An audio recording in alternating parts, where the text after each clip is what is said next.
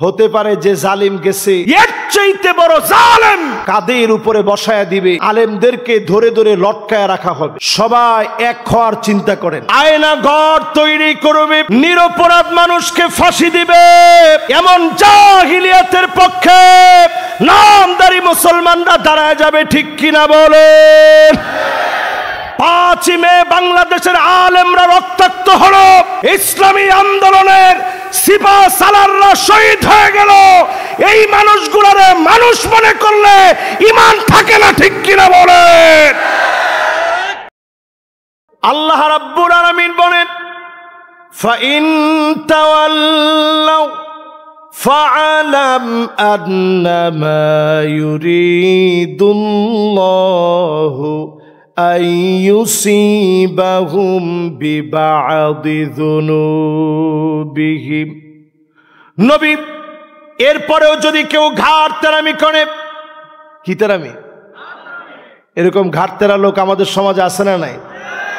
আরে ধর, মোল্লাদেরকে দিয়ে কিছু হবে না। 100 বছরও মোল্লারা কিছু করতে পারবে না। এরকম ঘাড় তেরামি যদি আপনি করেন, কোরআন বলছে বড় বড় গুনাহের জন্য না, বিবাদি যুনুবিহিম, কিছু কিছু গুনাহের জন্য আমি আল্লাহ ধরব। এমন আযাব আসবে, আসমান থেকে আযাব আসবে, জমিন থেকে আযাব আসবে, এই জমিন প্রকম্পিত হবে। একটার পর একটা গজব দিয়ে যিনি পরীক্ষা নেবেন তিনি কে? হতে পারে যে জালিম গেছে এর চাইতে বড় জালেম কাদের উপরে বসায়া দিবে, আলেমদেরকে ধরে ধরে লটকায়া রাখা হবে।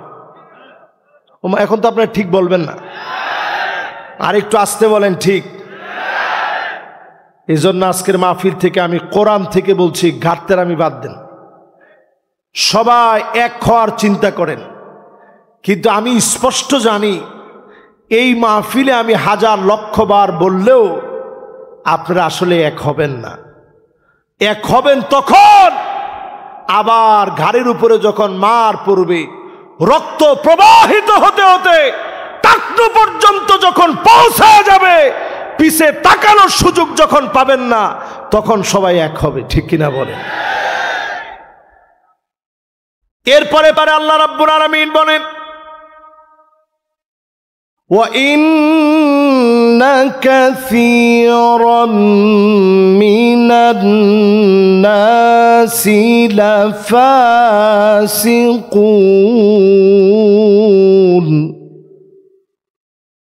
নিশ্চয়ই নবী একজন আর দুইজন না, অধিকাংশ লোকেরা ফাসিক হবে, অধিকাংশ লোকেরা ফাসিক হবে।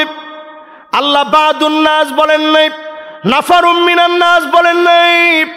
অধিকাংশ লোকেরা ফাসিক হবে, নামাজ পড়বে, রোজা রাখবে, দিন কায়েমের বিরোধিতা করবে, এমন লোক সারা বাংলাদেশে থাকলেও ঢাকার মধ্যে না।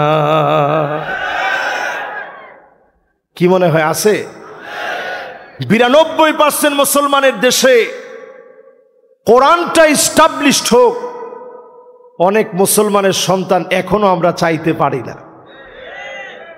আমার জিটাও তো ঠিক করে কইলেন না, একটু হিম্মত নিয়ে বলেন আসলে কি ঠিক? তাইলে চিন্তা করেন, আল্লাহ কি আমাদেরকে মোমেন বলছে না ফাসিক বলছে? সবাই বলেন আর জোরে। এরপরে আল্লাহ রাব্বুল আলামিন বলেন, আফা হুকমাল জাহিলিয়াতি ইয়াবগুন। নবী এত কিছুর পরে লোকেরা কি জাহিলিয়াতের দিকে চলে যাবে? জাহিলিয়াত মানে অন্ধকারের দিকে চলে যাওয়া, এমন অন্ধকার যেই অন্ধকার মুসলমানদের বিরুদ্ধে দাঁড়ায় যাবে, ইসলামের বিরুদ্ধে দাঁড়ায় যাবে। আয়না ঘর তৈরি করবে, নিরপরাধ মানুষকে ফাঁসি দিবে, এমন জাহিলিয়াতের পক্ষে নামদারি মুসলমানরা দাঁড়ায় যাবে, ঠিক কিনা বলেন? এখনো দেখবেন চায়ের দোকানে বসে অনেকে বলে আগেই ভালো ছিল। তোমার কথা কয় না? আগে কি ছিল? না, আগেই ভালো ছিল।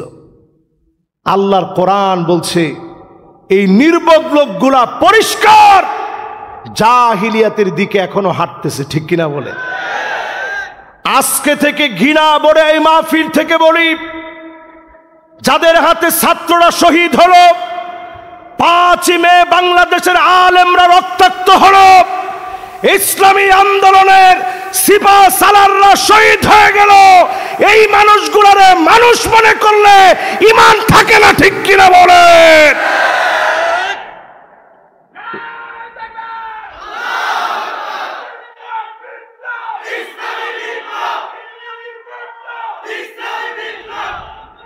এরপরে আমি একটু শর্টকাটে আপনাদেরকে একটু দলিল দিই। এই মানুষগুলার বিশ্বাস কেমন দেখেন। তারা প্রায় প্রায় বলছে আমরা জয় বাংলা বলতে বলতে মারা যাব। আরে কথা কয় না, কি বলতে বলতে? জয় বাংলা বলতে বলতে যদি আপনি মারা যান, আপনি এটাকে ধর্ম বানায় নিয়েছে। রাজনীতি আমার ধর্ম না, রাজনীতি আমি আমার মুক্তির জন্য করব, ঠিক কিনা বলে? যারা রাজনীতি করে দুনিয়ার জীবনে জিরো হয়েছে, সহিহ বুখারীর একটা হাদিস শুনাইলে আপনার মনটা ঠান্ডা হয়ে যাবে। আল্লাহ নবী বলেন, লা ইউকাল্লিমুহুমুল্লাহ ওয়ালা ইউযাক্কিহিম ওয়ালা ইয়ানজুরু ইলাইহিম। কিছু মানুষের দিকে আল্লাহ তাকাবেন না, কথা বলবেন না, দয়া দেখাবেন না। সেদিন যদি আল্লাহ দয়া না দেখান, আল্লাহ যদি সেদিন মায়া না দেখান, আমার মতো গুনাহগার নালায়েককে যদি আল্লাহ মাফ না করেন, সেদিন মাফ পাওয়ার মতো কোনো উপায় নাই। সেদিন আল্লাহ রাব্বুল আলামিন অসংখ্য লোকদেরকে বলবে, যাও তোমারে মাফ করে দিলাম। কিন্তু কিছু লোককে ধরে ফেলবে। রজুলুন বায়া রজুলান, নেতার কাছে গিয়ে বায়াত নিয়েছেন, উদ্দেশ্য হচ্ছে বাজার কমিটি সামান্য একটা পদ পাওয়া। এরকম লোক আছে না নাই? নেতার জন্য স্লোগান দিয়েছে, নেতা তোমার ভয় নাই। এই যে মাশাআল্লাহ, ট্রেনিং একটু একটু আস। পরে নেতার কানে কানে কয়েকদিন পরে গিয়ে বলছে, নেতা একটুখানি বাজার কমিটির যে পদটা ছিল, এই পদটা যদি আমার একটু দিতেন, সেগুন বাগিচার বাজার কমিটির পদ। তো নেতার সামনে সাথে সাথে বলছে, ধর বেটা, বাজার কমিটির পদ তো 6 লাখ টাকায় বিক্রি হয়েছে। কয় লাখ টাকায়? সাথে সাথে এখান থেকে গিয়ে স্লোগান পাল্টায় ফেলছে, নেতা তোর দরকার নাই, রাজপথে আমি নাই। এরকম লোক এখন আছে না নাই? এই রকম যারা ক্ষমতার জন্য রাজনীতি করে, ক্ষমতার জন্য যারা রাজনীতি করবে, এই মানুষগুলোর দিকে আল্লাহ তাকাবেন না, কথা বলবেন না, দয়া দেখাবেন না। আমরা শুধুমাত্র জমিনে দ্বীন কায়েমের জন্য কাজ করব। এই কাজ যখনই আপনি করবেন, সহিহ বুখারীর ভিতরে হাদিস আসছে, মানিক বাররাত কদামাহু ফি সাবিলিল্লাহ, পায়ের ভিতরে যদি দ্বীন কায়েমের জন্য দুলি বালি লাগান, এই মাহফিল আসতে গিয়ে দ্বীন কায়েম করতে গিয়ে যেই পরিমাণ দুলি বালি আপনি লাগিয়েছেন, হারামাহুল্লাহু আলাইহিন নার, এমন মানুষের জন্য জাহান্নামের আগুন যিনি হারাম বানায়া দিবেন তিনি কে? তাহলে দুনিয়ার জীবনে দল করবেন, বুকে হাত দিয়া কোন কার জন্যে? ভালো করে হয় নাই, জোরে কোন কার জন্যে? বুকটার মধ্যে হাত দিয়া কোন কার জন্যে?